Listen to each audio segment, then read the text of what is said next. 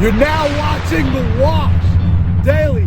Today news, a person in Boston who is having their address used by a cannabis scam where people would go buy cannabis online and they would pay the money and they were told to go to this guy's house. His name was Jimmy King in Boston. Unfortunately, I don't know why they're putting his name out there like that, but poor guy's got people looking for their weed. Like, yo, where's my weed? I bought it online and now I'm coming to your house to pick it up.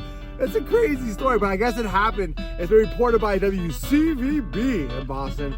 And the guy's worried because he's like, yeah, I don't have the weed and people might get violent. Which I get it, because if you thought you bought weed and you went to Jimmy King's house to get the weed you bought from the website and Jimmy don't have your weed, you're like, Jimmy, where's my weed?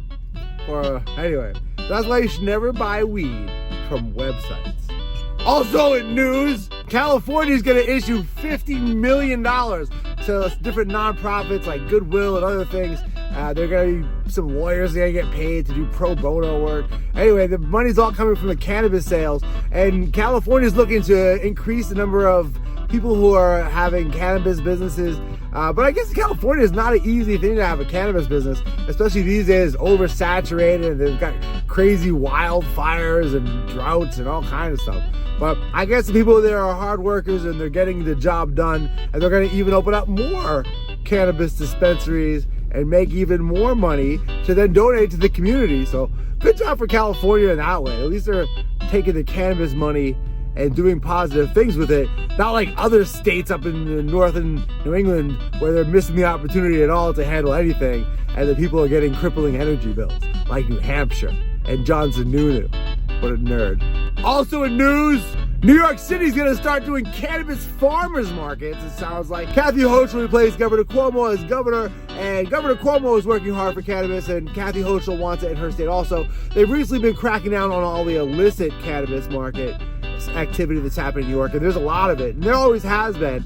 But you know, there's these trucks, like ice cream trucks, driving around with cannabis, and I guess they're all been shut down. But there's really a lot of cannabis in New York that hasn't been shut down. But they're working hard to get that sort of handled, and the bodegas are selling eighths in their, corner every single block of New York City. So good luck to them. But they're trying to establish a legal market, and they're going to do a cannabis farmers market where legal cannabis will be able to sell it, like maybe even on their own property or at events.